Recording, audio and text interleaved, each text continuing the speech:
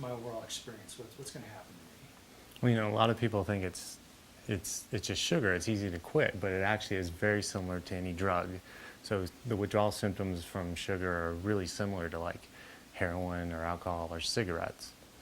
So people typically typically have a lot of reactions when they stop sugar. So they can have headaches, which is really common. It kind of feels like a hangover. They can have shakiness when when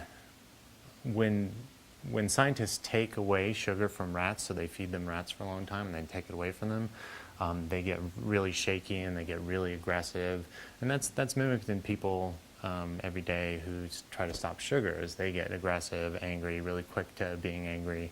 See, I can't get it. No, that's all right though, but we're on the right track here because the way I understand it then is if I quit, or when I quit taking sugar, I'm going to have some actual physical reactions to my body. So tell me again, what do you mean by that? Well, so people they'll get angry, they get headaches, they can get shaky, they can get very aggressive. There's quite a few things that can happen, just like quitting any other substance. So I heard of an example. I heard of an example with lab rats. What do you know about that? Tell me what happened when lab rats were deprived of their sugar. Yeah, so scientists will addict rats just like humans to sugar, and so they just give them a bunch of sugar, and then they have to have it every day. When they take it away from them, they get shaky, nervous, and then one of the big signs of an addiction is here's the problem. Like I'm having a hard time because what I want to do is give people the tools to get over it more than I want to explain what it is. I think that's true. So I think if we went, when you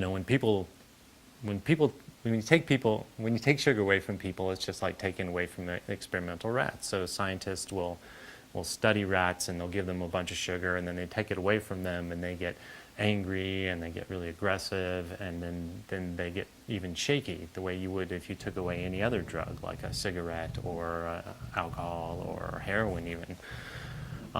But the thing is these are withdrawal symptoms, and they do go away, and it just takes a little bit of time. Is that going to be tough for me to do? Oh, it's tough for anybody to do. It's almost impossible because, and what people find on something like the 30 sugar-free days is they're okay with staying away from it for a day or two or three, but then they'll try a little bit of sugar and then they get re-addicted right away. So is there anything certain that will happen besides me falling off the wagon? But am I going to want more sugar, or? Oh, definitely, and that's one of the cardinal signs of an addiction is if you come back to that addiction in any sort of way, then you're going to take a lot more of it. So it's classic binge behavior. So alcoholics can stay away from alcohol for a really long time, but once they take one drink and they think, oh, I can just take one drink. Once they start with one drink, then they're going to take a bunch. And same thing with cigarettes and other addictions. Now, you got to hold on here a second, because this is just sugar we're talking about. This is stuff that I put in my coffee. This is stuff I put in my cereal. What do you mean? I'm going to be, you saying? Yeah, you wouldn't think it's really a big deal at all. You wouldn't think sugar is a really big deal at all. But it is 99.9% pure, and there's no other substance on the earth that's like that. You can't drink alcohol that's strong. You can't find heroin that's strong. It's very, very pure. And it does have quite a few bad side effects. It does raise our blood sugar. We've never been able to eat sugar, something like this, in all of history of humanity. It's a very concentrated form of food, which we shouldn't be eating all the time. Is my body, so my body's wasn't programmed or wasn't built to handle sugar, or what do you mean by that? It's built to handle sugar, but in smaller amounts. So, and the way you can think about that is, sorry, I got off on a tangent in my head. No, your body's not meant to handle sugar in the amounts that we take it, because in the natural world, there's no sugar like that exists, except for maybe honey, and then you have to fight bees to get it. So, you're in a lifetime, you're not going to usually be able to eat sugar like that unless we process it and give it to you in a really easy form. I've heard also about not only like putting sugar in my food, how bad that is, or adding sugar to my food, but somebody told me something about foods that actually act like sugar. Is that the right term? Sure, there's quite a few foods that act like sugar. And then this is the thing that I'm changing is there's a lot of, when I do this program, I'm giving people a book essentially, but PDF, and it answers a lot of these questions that we just went over. Okay. And so it's hard for me because I think of what I want to do is, and I don't know, like I want to stay on the topic of withdrawal as much as I can. Oh yeah, we'll get there. Yeah. Because, all right, so let's back up a second. Let's get back to what we were talking about originally. So I think what I'd like to do is give people an idea, are withdrawals real? And there's some of those conversations I think was really good, like are they real and what happens when people do get it? And then let's give them the solution for the day. Like what can you do for withdrawals? Okay. So So that's how we're gonna do this ultimately. So, because this test, you're gonna be able to watch and you're gonna be able to see what you look like and how you react to me. And when there's these little sound bites that are money shots, that are real perfect little pieces that we can use. right. And then with your reading and with some cutaway shots and with some other things, you put this together almost in an abstract Oh, manner. so you see it in a different way. I'm seeing it differently. I'm seeing it one way, but there's other ways to see it too. Right. But the point is seeing if this is something that is This conversational style this works. conversational style works. Okay. Yes. I'll follow you then. So definitely. So we could talk about this 20 times, I'm sure, but withdrawal. When I think of withdrawal, I think of drug addicts. Like when I quit smoking cigarettes, I had withdrawals.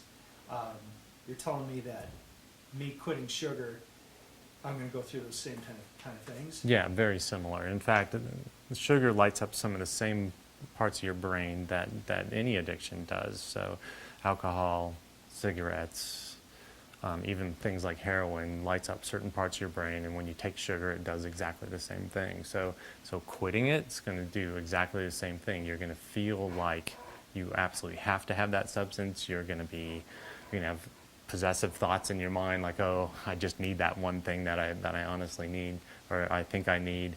And yes, you're going to have the shakes and the headaches and the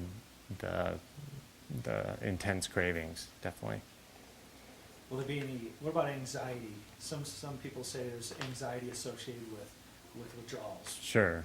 Definitely anxiety and definitely feeling of nervousness or something's not right in the world. Definitely when you stop something like that. So your brain is going through a really intense program. Really intense, I don't know what to call it. Like a reprogramming or something? Yeah, reprogramming. So I probably shouldn't be around my wife for 30 days if I'm going to be this irritable, right? I mean, Right. Is this going to happen for all 30 days? Am I going to just be... Most people notice that in a day or two, they're fine. They'll still have the thoughts in their head, like, oh, geez, I really want that thing, but they won't have the actual cravings, the feeling in the stomach, the headache, those kind of things. They go away pretty quickly for most people. So see where I'm going with this? Because you're saying all kinds of things about withdrawal, and you're not saying them in order because there's no order. You're saying all these things that we're going to be able to blend together, possibly, if Right. we're going to be able to go this route. Okay. And so withdrawals, we can keep talking about this because I'm really fascinated now with this because as a new quitter of sugar, I'm kind of freaking out about this because I don't want to go through that. But Right. what can you say to me? Is there a quick way to not go through the withdrawal symptoms? That's like a classic story is like, do you stop cigarettes in a day or do you just slowly? And honestly, I think as long as somebody is putting something sweet into their mouth, they're going to have this problem of feeling like they're going to have the withdrawal symptoms. And that's why I talk about, to your earlier thing, and that's why I talk about not only sugar, but the foods that act like sugar. It's those foods that act like sugar that are just as addicting as the sugar. Like for me personally, I can walk by a plate of sugar, plate of candy, cookies, whatever, all day long doesn't bother me. But put French bread out there, all of a sudden, then I'm gonna have a problem. That's the thing I can't walk about. So why French? What do you mean by French bread? That's bread. Right, and so when you take a grain like wheat and you grind it, then you've just all of a sudden exposed all those sugars to being really absorbed by your body. So when you eat French bread, especially things like French bread, which is just a grain that's been fermented, scratch that. Especially French bread, then it acts exactly like sugar in your body. So when we do this thing called glycemic index. We give people sugar. We notice how high their blood sugar goes. When they eat French bread, it does exactly the same thing, sometimes even higher than straight sugar.